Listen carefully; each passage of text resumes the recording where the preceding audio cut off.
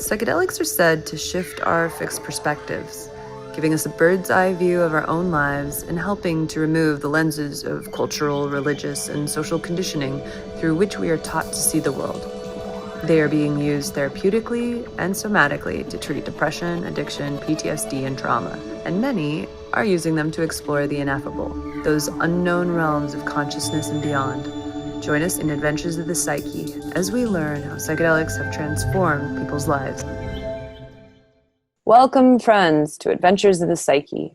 Today we are joined by Troy Dayton, who will share his personal and profound experiences with ayahuasca and how this medicine has helped him shift a lifelong panic disorder. A little bit about Troy. He is a 25-year veteran of the effort to legalize cannabis and has spent the last decade building the largest consortium of investors in the cannabis sector as co-founder of the Arcview Group. He also co-founded Students for Sensible Drug Policy and served as the Director of Development at Psychedelic Research Group, Multidisciplinary Association for Psychedelic Studies, MAPS.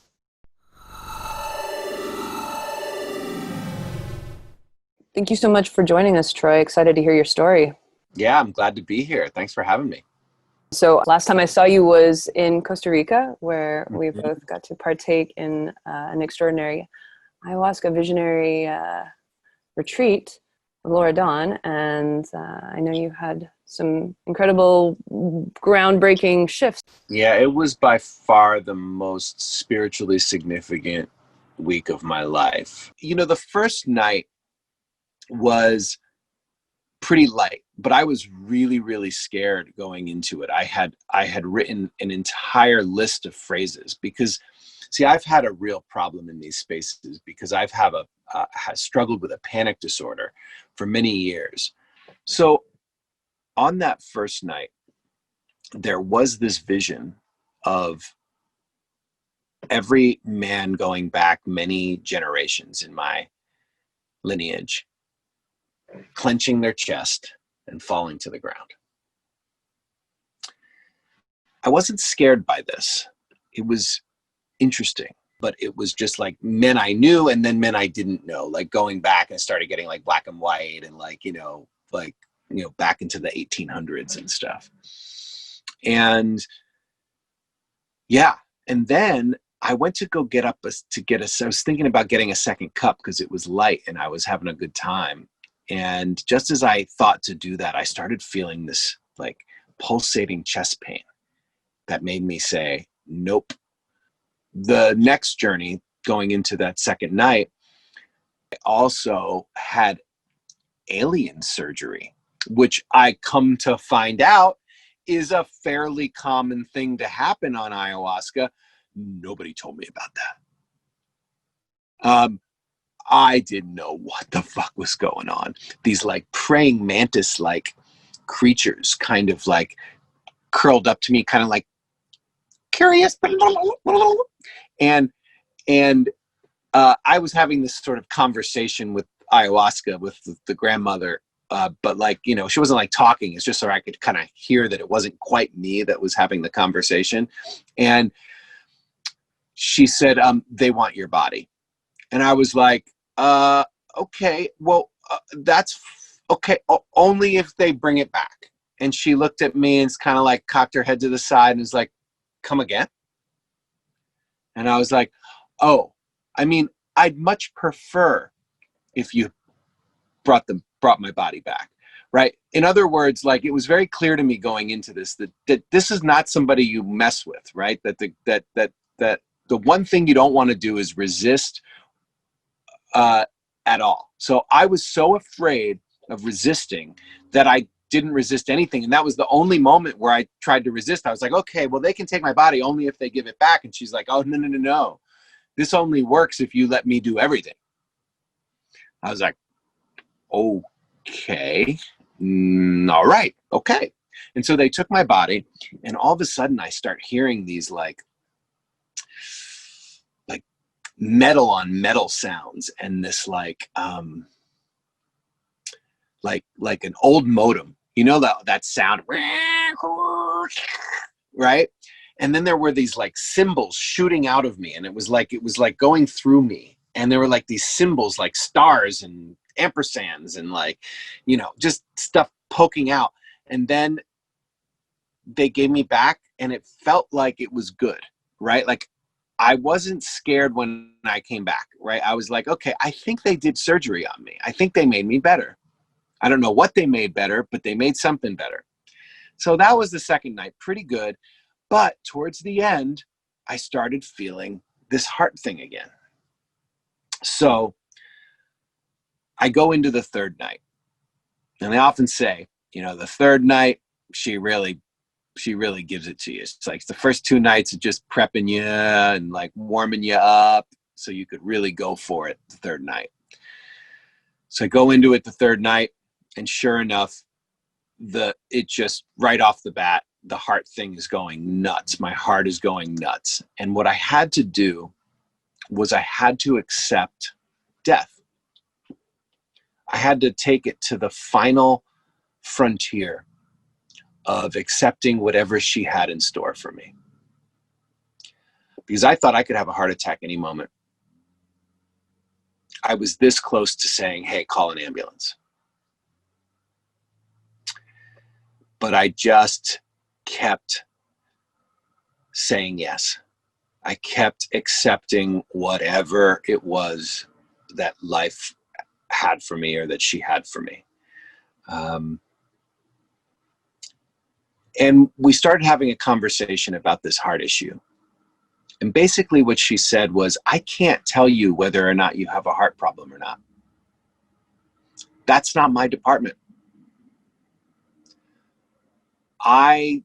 You should get that checked out.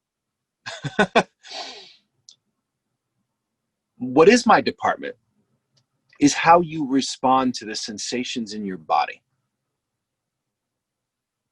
and what meaning you make out of them and how you talk to yourself about them.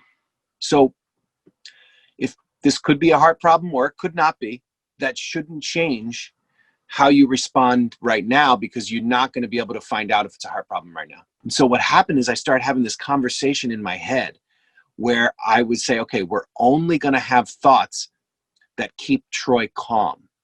If it's a thought that doesn't support his calmness, then we're going to not have that thought, or we're going to try. And so these different parts of my mind would start like being like, oh my God, is it a heart problem? Oh my God, what's next? Oh, you need, right? And the other part would be like, hey, is that the kind of thought that's going to help Troy be calm right now? No? Okay, well then, hey, let's chill out. How about we not have that thought? And I think it really prepped me for coronavirus, because I went in wanting to change my relationship to fear, and it drastically changed my relationship to fear. So particularly around health stuff. And so when COVID came on, I woke all that stuff back up again. And I struggled for sure, but I can only imagine how much more I would be struggling if I hadn't had this sort of epiphany just a few months ago, and this new level of understanding of myself that I got from ayahuasca. And it was unbelievable how much it really stuck with me. I love it. It's beautiful. Thank you. So it sounds like you were given kind of a toolbox for how to unpack fear. And is there any, what parts of it are you utilizing on a day-to-day basis that other people might be able to perhaps implement in their own internal battles with fear? Yeah. This idea of like, what is it that you're having a hard time being with? And then saying, once you get the answer, can you be with it? It's a very different orientation than I think a lot of us take towards the idea of sort of surrender or being with whatever is. Because I know for me, I spoke to myself in much more like, it's like relax or else kind of thing. Like accept this or else, right? As opposed to like having a softer conversation, like, oh, what is it? You're having a hard time being with something. What is it? Oh, that can you be with it? And if the answer is no, you can't be with it. And it's like, oh, okay, well then we're just going to struggle for a little bit longer. It's okay. you're good at struggling, It is right? really like we're talking to our internal little children and Yeah. and having a little negotiation, and it's just, you win them over a lot better when you're treating them with love and compassion, as opposed to you better or else you're in big trouble, buddy. Yeah. I think prior to ayahuasca, I think I had a deep fear of my subconscious. There's always Mm. something scary under the surface that would have me like, as soon as things would get wonky in there, I would just find myself like holding on for dear life until it was over and grinning and bearing it. Like, just kind of like, oh, I'm just going to like make it through. And I could never really quite let go in the deep psychedelic states to see what was there, because I was like afraid of my own shadow. And having her with me changed that. It's like, now I realize that it's not that there's really scary stuff in there. It's that I can have trust. It's not that I have to trust everything that's in there. It's that I have to have enough trust in myself to be able to bear witness to really difficult things. And that's the thing. I think when a lot of people tell these stories about the stuff that they've seen in ayahuasca, like about how scary it was, but at the same time, it's not as scary because there feels like you're being held. And at least that's how it was for me. I mean, who knows? The next one could be completely, I can see you smirking over there, right? You're like, oh, hell, they're not all going to be like that. But Actually, I mean, those stories, there seems to be a common thread that the people who are like, oh, that was the biggest shitstorm ever, those are the people who are still holding a lot of resistance. And yeah. it is like you said in your story, as the moment the resistance comes, then you go into the battle. It's when you're not willing to look at what that shadow is within that things get really hard, and there is that strife. I have yet to talk to somebody who was open and aware and doesn't admit to resisting that had a hard time. It doesn't, Right. Well, I'm worried about, so I'm too scared to resist. I was too afraid to resist. So the next time I go in, I want to play with resistance a little. I want to have the courage to resist a little bit and see what happens. I'm sure You we'll can have a always really let lovely go. episode to tell after that too. So You please can always do. let go. Yeah. Right? But what's so interesting, Troy, is that I also got the alien surgery, and I didn't call it alien surgery. I got it. It was like a paperclip praying mantis character. Oh yeah, definitely praying Same mantis. thing. Well, and Praying like it mantis. was just a golden outline of a praying mantis, and it was sitting there on my gut, and it was just like very gently and so sweetly. It was like the sweetest praying mantis, just sitting there, kind of sawing away at the emotional trauma in my gut, I guess. Just like cleaning things up and just scrubbing away. And I've had it a couple of times. So actually, I had it maybe on that same night, which is really nuts. Now, because we never talked about this afterwards. Yeah. That's so cool. I've had it twice. I love it though. So there is a common thread. The weird praying mantis character. Actually, so any viewers watching this, please, if you have praying mantis alien surgery stories, share. We'd like to hear. Dude, every time I tell somebody about this story, I would say that if they've done ayahuasca before, there's at least a 20 to 30% chance that they're like, oh, the praying mantis. Oh yeah, the aliens, the surgery. Oh sure, yeah, I've definitely had that. But I don't know why you call it alien. I just think it's a magical praying mantis. Sure. A being came in, I mean, I called it an alien because to me it was. I'm not familiar with this particular, species. Lovely. So beautiful having you, Troy. Thank you so much for joining us. Thanks for having me.